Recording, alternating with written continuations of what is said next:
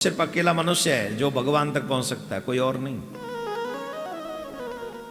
लेकिन वो मनुष्य जब जब इस धरती पर आता है, पृथ्वी पर आता है, तब तब ऐसे भोगों के पीछे पड़ता है कि बस मैं मेरा और तू तेरे में ऐसे फंसता है, भगवान को भूल जाता है। भगवान कहते हैं जब ये मनुष्य भटकता है तो 84 लाख योनियों में भटकता है।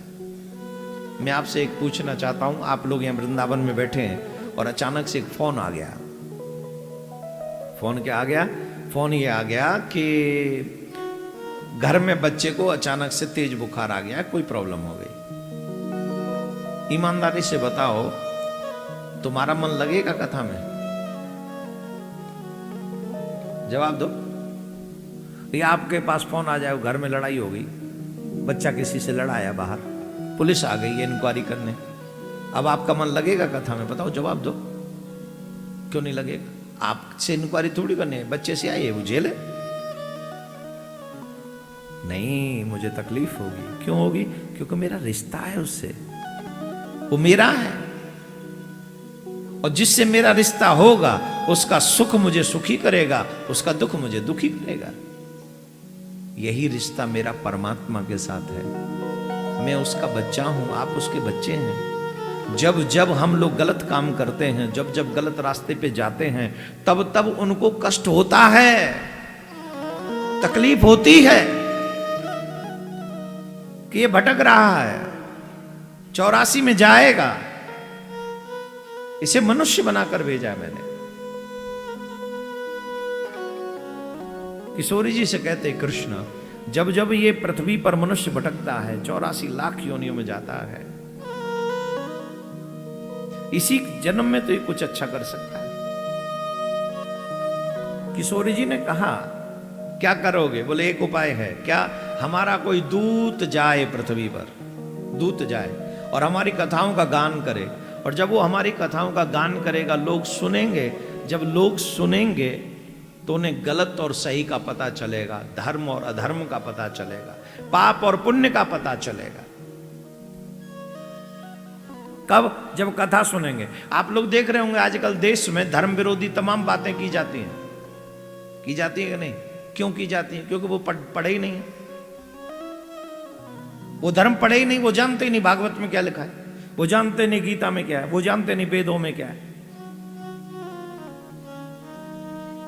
वो ऊपर फलक फलक से पकड़ लाते, कहीं से कोई किसी ने कह दिया ऐसा है, वहां से पकड़ लाए और जाके समाज को तोड़ने वाला भाषण दे दिया,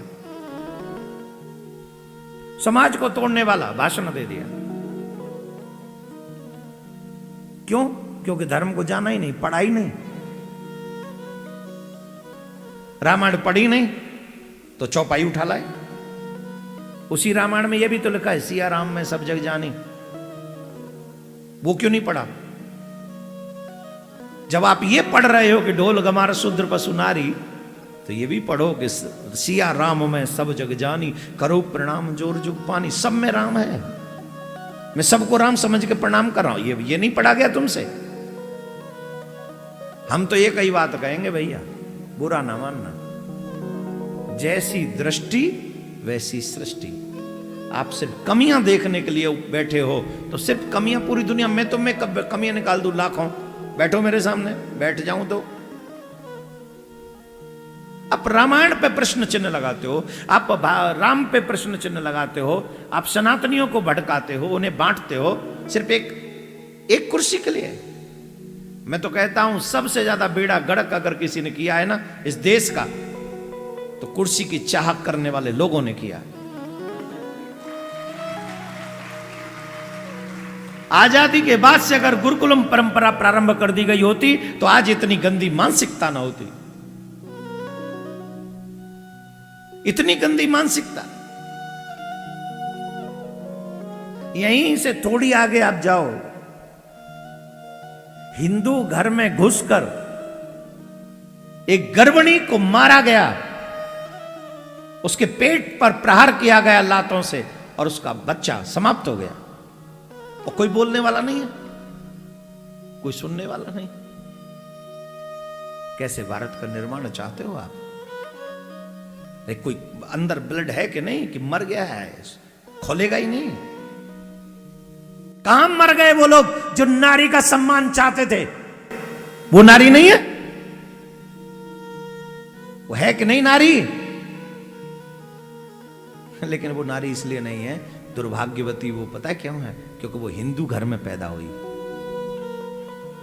अगर वो हिंदू घर में पैदा नहीं हुई होती तो पूरा 56 कंट्रियां इकट्ठी हो गई होती और भारत को बदनाम करने का प्लान कर दिया होता।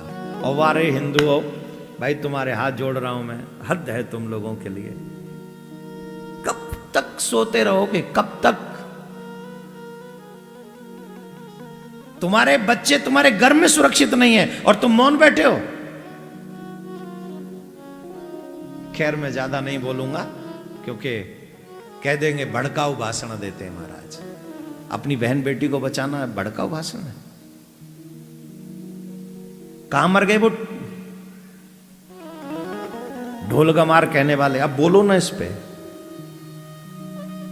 इस पे बोल के दिखाओ कि उस गर्वणी के गर्भ को मार डाला और वो नारी थी जिस पे लात का प्रहार किया गया राक्षसों के द्वारा। वो नारी थी, वो स्त्री थी, वो भारत की अबला थी, वो सनातनियों की बेटी थी।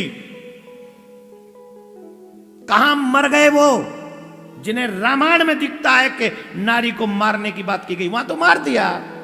बोलिए उस पे।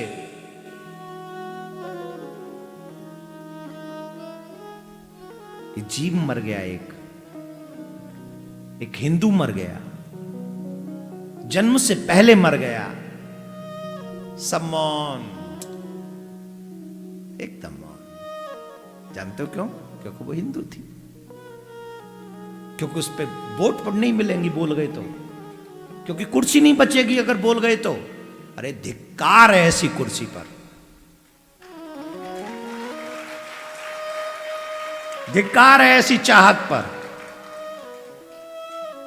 जो सिर्फ धर्म और जाति देखकर तुम्हारी इच्छाएं प्रबल होती हो। खैर मैं बोलना नहीं चाह रहा था, मैं भी मौन ही रहना चाहता था, पर करूं क्या? मेरे माँ बाप ने मुझे वो संस्कार नहीं दिए, मुझसे नहीं रहा जाता है। जब सुन लेता हूं तो बोल पड़ता हूं। मैं इस चक्कर में न्यूज चैनल भी ज्यादा नहीं देखता हूं आजकल, बहुत कम, रेयर। पर फिर भी मैं आप सबसे कहूंगा, सनातनियों तुम्हें बचाने कोई नहीं आएगा, तुम्हें अपने आप को खुद बचाना पड़ेगा। आओ हम सब सनातनी एक हो जाएं और अपने सनातन धर्म को बचाएं और आनंद में पुनः ऐसा राष्ट्र बनाएं जिस राष्ट्र में कोई माई का लाल हमारी बहन बेटियों की तरफ उंगली ना छोड़ो, आंख भी ना उठा सके। चाहते हो कि नहीं? चाहते हो? संग देना पड़ेगा, 4 कदम मेरे संग चलना पड़ेगा। क्या लखनऊ वाले मेरे साथ चले, छिंदवाड़ा वाले लोग मेरे संग चले, आदिलाबाद डिस्ट्रिक्ट में लोग मेरे संग चले। अब पूरे देश के लोगों को ये सोचना होगा कि हम अपने सनातनियों की रक्षा के लिए, अपने राष्ट्र की सुरक्षा के लिए हम लोग एक स्वर में एक आवाज उठाएंगे और वो सनातन यात्रा में उठाएंगे। हम मिलकर अपने देश को हिंदू राष्ट्र और सनातनी राष्ट्र बनाएंगे।